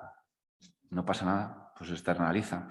Pero sobre la base de los elementos básicos y claves que ha citado Itziar y sobre la base previa de la cultura, y añadiendo una cosa más, que ya la he dicho antes, es que yo prefiero que a mí me metan una denuncia en mi casa a que me entere leyendo el correo o un blog de estos furtivos de los que hay. Habías hecho la pregunta o la segunda parte de la pregunta, ¿y esto qué va a pasar, ¿no? cuando llegue a tribunales? Bueno, a partir de ahí te diría, ¿qué te refieres? ¿Jurisdicción penal o jurisdicción social? Porque son dos mundos completamente distintos. No, yo sí te voy a hacer una precisión. A ver, denuncias anónimas solamente en la jurisdicción social tú no puedes hacer una denuncia anónima. En la jurisdicción civil tampoco. Contencioso administrativa tampoco. Militar no lo sé, pero creo que tampoco. En penal sí se admiten, pero sí se admiten con ciertas reservas. Se admiten como lo que se viene a denominar con el aserto latino de notitia criminis, ¿vale? Como señal de una posible denuncia, y si tiene la suficiente consistencia y se aportan los elementos soporte mínimamente indiciarios, pues merece la oportunidad de abrir una investigación, ¿vale? Entonces, puede dar lugar a una investigación, lo mismo que puede dar lugar o debe dar lugar a investigaciones internas, si han cumplido con esos requisitos objetivos y demás que delimites tú en ese procedimiento de autorregulación. Ahora bien, creo que tu pregunta iba por, al final habrá un abogado o abogada que dirá, quiero saber quién denunció para la defensa de los derechos procesales de de mi defendido. Bueno, pues esto me da a mí que depende de la jurisdicción, se tratará de una forma o de otra. Es muy curioso y digo también para añadir un par de anécdotas. En un juzgado, no voy a decir en cuál, es que sobre una investigación interna que se había realizado, pues el magistrado iba preguntando a todos los que habían sido entrevistados por el equipo investigador, conforme al protocolo, a los procedimientos y demás, oiga, ¿a usted se le advirtió que podía ser, que podía usted ser asistido de letrado? Claro, yo pensando, digo, pero si esta persona no era ni investigada, era el equivalente a un testigo, pues eso van preguntando a algunos jueces de instrucción. Jueces de lo social que conozco, que dicen o que preguntan, pero oiga, quiero ver las actas de todas las entrevistas que se han ido practicando. Y claro, los del comité de cumplimiento levantan la mano, es que, joder, nuestros procedimientos y la ley y la normativa de protección de datos dice que esto es confidencial. Me dice, bueno, pues será confidencial, pero yo soy un juez de lo social. ¿No me lo va a aportar? Bueno, pues este despido huele a nulo. En fin, y esto es otro bonito debate. Tenemos unos legisladores que nos van diciendo, haz esto, haz esto, haz esto. El Código Penal nos dice que denunciar, que se me olvidó de decir antes, no es que sea un derecho, es que es un deber. Es que es un deber. Y entonces nos lo va diciendo. Pero claro, no se acuerdan que hay otro legislador que hace normas y procedimientos desde perspectiva laboral, muy garantistas para las personas trabajadoras. Y también otro legislador que nos hace normas en materia de protección de datos. Y dice, no, todo lo que no dé lugar a una investigación es que no tienes que conservarlo, es que tienes que anonimizarlo, es una palabra que me cuesta mucho decirlo. Y claro, al final, pues tenemos que hacer encaje de bolillos y buscar equilibrios. Y al final, por cierto, se me ha olvidado decir antes, uno de los elementos que van a contribuir a la credibilidad del sistema, a la credibilidad de tu canal, a la credibilidad de tu procedimiento, es que sea un procedimiento equilibrado y sencillo de comprender. En fin, no sé si con esto entre todos hemos contestado a lo que tan acertadamente nos preguntaba Pilar. No sé si hay más preguntas desde el foro. A mí se me ocurre un último apunte, que sea práctico. ¿Y qué quiero decir con esto? Yo pruebo todos los canales de denuncia que puedo. No mando la denuncia, obviamente, solo que la tenga que mandar. Lo digo abiertamente, pero me gusta probarlos todos para ponerme, y trato de ponerme en la perspectiva de la persona que tiene ese problema, duda, consulta, etcétera, etcétera. Es decir, tiene tiempo, tiene miedo, hemos hablado muchísimo del miedo, pero ¿qué pasa con el tiempo? ¿Qué pasa con la comprensión? Dando formación en multinacionales que reciben todos los años formación en corrupción, en competencia, en conflictos de interés, les explicas un caso práctico y te dicen, pero si esto es un problema de competencia y es que estamos hablando de regalos y conflictos de interés, que ya estamos otra vez, y lo han recibido esa formación 10 años seguidos. No os estoy hablando de alguien que viene de la nada, sino gente súper válida, en su negocio lo hace fenomenal, recibe muchos inputs, la mitad se queda por el camino, entonces a esa persona hacerle escoger en una situación de estrés en una página web que en teoría es anónima o no anónima, pero no sabe si alguien está controlando o no la dirección de IP o cosas similares, decirle, distinga usted entre competencia y corrupción, ¿no? Entonces eso, yo me pongo en esa situación y digo, yo, pues deberíamos mostrar toda la empatía que podamos hacia esa persona, lo mismo que tenemos que mostrar la empatía correspondiente con independencia de las obligaciones y deberes de todo el mundo y derechos de cada persona implicada, sino ponernos en el papel de ambas partes, y eso yo creo que es una pata esencial, y a la hora de dar la formación dentro de la organización te tienes que poner en el papel de las personas que reciben la formación, porque si no ese mundo, o sea, ese traslado o ese cambio cultural te va a costar mucho. Entonces, usar un canal de denuncias implica eso, encontrarlo en la página web, no sé si eso es fácil o no es fácil, qué es un token, si llegas a tener un token, ¿no? Cómo es el correo electrónico, cuánto tiempo tardas en contestar a las consultas, etcétera, etcétera. Entonces, esto que parece algo más pasajero, pues puede llegar a condicionar. De hecho, en Francia tienen tienen normativa de prevención de riesgos laborales para el estrés y problemas psicológicos en las organizaciones, que nace de un escándalo que hubo en una gran multinacional telefónica en Francia, porque había mucho estrés y se plantearon una serie de red flags, es decir, varios suicidios uno detrás de otro, y se asociaron al estrés en el trabajo. Y entonces la normativa francesa imponía a empresas de un tamaño determinado tener un call center para problemas de estrés y psicológicos. Que eso también es algo que, si yo tengo una multinacional que opera en Francia, ¿qué rol juega ese call center con el canal de denuncias? Porque igual yo viernes 10 de la noche vuelves del trabajo completamente estresado porque alguien te ha machacado, porque has visto un conflicto de interés, porque no sé qué, y dices que llamo al psicólogo o llamo al abogado. ¿Y ahora es anónimo o no? Si es anónimo, ¿me van a dar tratamiento psicológico? Entonces, se me ocurren un montón de ideas que a veces en la práctica pues también hay que tener en cuenta, ¿no? Y dicho lo cual, no sé si hay más preguntas desde el foro. Un apunte al hilo de lo que has dicho y ha salido antes, ¿no? Pero que no quiero que se me olvide. Volvemos otra vez a la cultura. Lo que no puede ocurrir es que me estoy riendo porque me hace mucha gracia, o sea, lo de la novela de El vuelva usted mañana o se ha equivocado de sitio.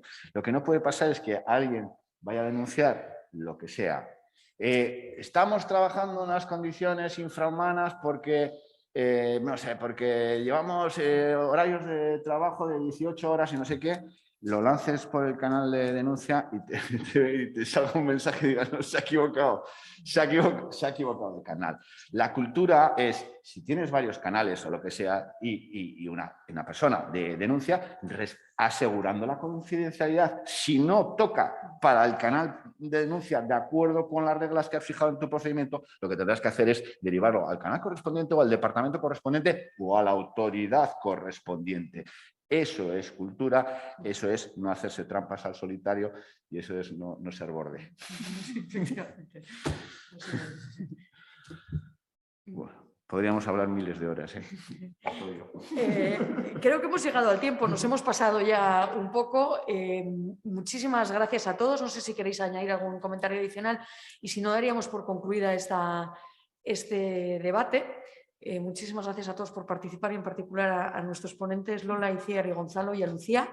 Y en breve os daremos noticias sobre el siguiente círculo de compliance en el que esperamos contar con vosotros y que esperamos que nos permitan ya, no sé quién, porque ya no sé quién dice ellos, quiénes, aquellos, no sé, alguien que está ahí detrás, nos determine si podemos tomar un vino o no en la universidad, porque esto también es hacer un poco de networking entre todos y es un poco la idea, que nos conozcamos todos los que nos dedicamos a la profesión en esta zona del país.